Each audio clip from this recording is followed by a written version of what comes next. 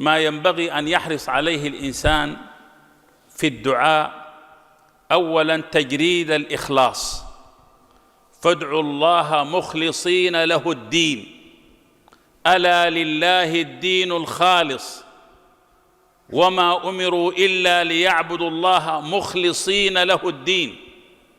أنا أغنى الشركاء عن الشرك، من عمل عملاً أشرك فيه معي غيري تركته وشركه. إنما الأعمال بالنيات وإنما لكل امرئ ما نوى.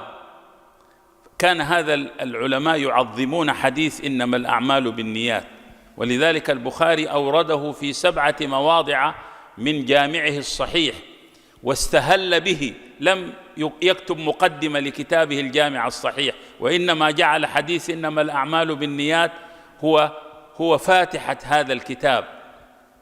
وكان من دعاء مطرف بن عبد الله الشخير من تلاميذ ابن عباس يقول: اللهم إني أستغفرك مما زعمت أني أردت به وجهك وخالط قلبي منه ما قد علمت. وكان بعضهم يقول: كم أجتهد في إسقاط الرياء عن قلبي وكأنه ينبت فيه على لون آخر.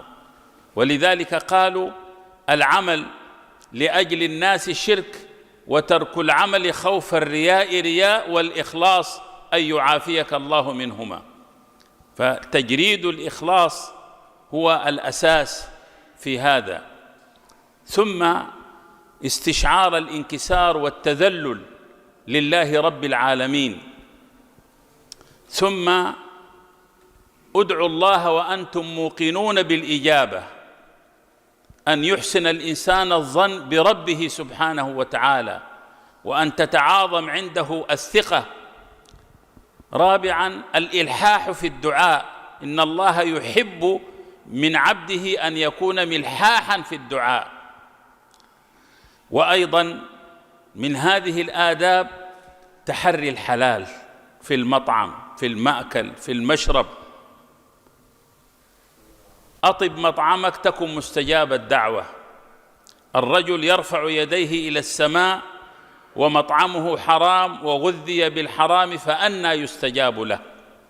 كان نساء السلف الصالح إذا خرج زوج الواحد إلى الصباح يريد أن يذهب إلى السوق تقول له: اتق الله ولا تطعمنا الحرام فإنا نصبر على الجوع ولا نصبر على الحرام.